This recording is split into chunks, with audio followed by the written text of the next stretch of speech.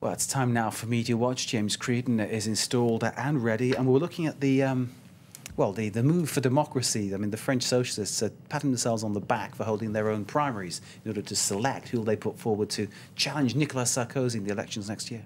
We'll need to find a nickname for this guy because no one knows of him. You know, is he going to be Arnie or Monty or anyway? Arnaud Montebourg. Arnaud Montebourg. Okay.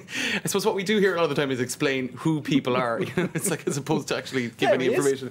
This is Arnaud, and he came in third in the primary. This is the first round of the primary that was last Sunday. The second round between the two top people is next Sunday.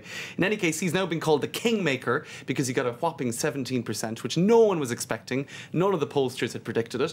And now, so he appeared on the 8 p.m. evening news this evening, and he was, everybody's kind of wondering, so who is he going to support? Who is he going to advise his 17% of voters to support? Now, the thing is, Martine Aubry, and if we can see them here on the computer, Martine Aubry and François Hollande, they are the two frontrunners. Mr. Hollande is the top of the list at 38%, Martine some 30%. So whoever gets that 17% or the biggest share of it is likely to actually win.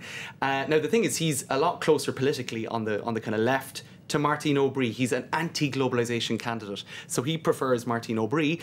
And in any case, so you can see here the kind of love heart, which is probably a total exaggeration, in between the two of them. Who are they going to, are they going to manage to woo him over? Now, the big thing here, and they're saying that all of the candidates are trying to solicit him and his support. He's going to write a letter to each of them on Wednesday. And in this letter, there'll be 4 points, his 4 key themes, one of them being anti-globalisation, another being a Sixth Republic.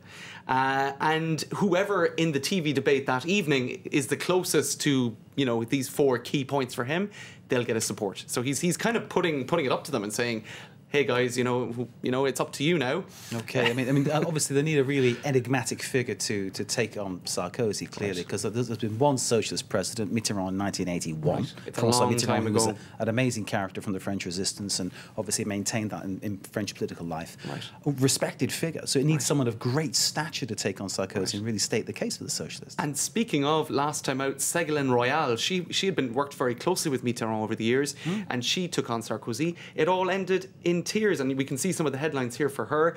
This one in particular, R.I.P. Ségolène Royal. Now, she got 48% of the vote against Nicolas Sarkozy last time round.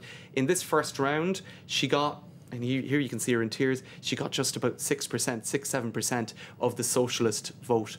And if we want, we can have a listen to how she responded. It was actually quite poignant.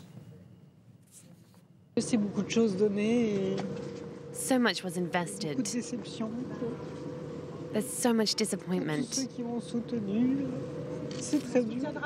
For everyone who supported me, it's very hard. Clearly upset, but she's been a very divisive figure, hasn't she? I mean, people who speak to socialists, some really adore her, some feel that she's just not. Some people feel she's just not up to it, and so it's. I suppose it is a sad evening for her, of course, especially because the guy who came out on top is her former partner, and as they're saying here, the dilemma of Royale, and they've got psychologists to try to figure it out, because basically she has to choose. Tomorrow she's going to say who she supports, who she'll give her 6% to. She's going to have to choose between her former life partner. And the woman, Martine Aubry, who she claims stabbed her in the back in 2009 in a leadership contest for the Socialist Party. It's a nest of vipers, isn't it? Okay, talking of the kiss of death, Dominic Strauss-Kahn made an appearance to say that he voted for Martine Aubry. Right. Doesn't that mean Martine Aubry's now finished? Right. I'm sure she was delighted. And look at him. And this is in the Gala magazine, which is kind of one of these, what would you say, people, as they say here. It's a gossip column, sort of like... red top, I got. Personality type thing. Kind of like Hello or Celebrity okay. magazine, yeah. So their headline here says it all, oh, la barbe, or oh, the beard. So I suppose he was hoping that everybody would be talking about his beard, which actually they are, and not who he's supporting. But he did say he's going to give his vote to Martine. Can mean, what a bore, can't it, as well? Well, there you go. I didn't know that. Maybe that was it. Maybe that's a comment on him, I don't know. Right. So there you go. That's that's Dominic Strauss-Kahn giving his support to Martine Aubry, and I suppose we'll find out next Sunday whether that helped or not. Indeed. James, as ever, thank you very much indeed. Thanks, Mark. James Creedon there with Media Watch. Well, coming up, we have more news for you, of course, out of the sport as well. We're looking at France as they prepare for their football showdown with Bosnia. At stake, the 2012 Euro qualification. Stay with us.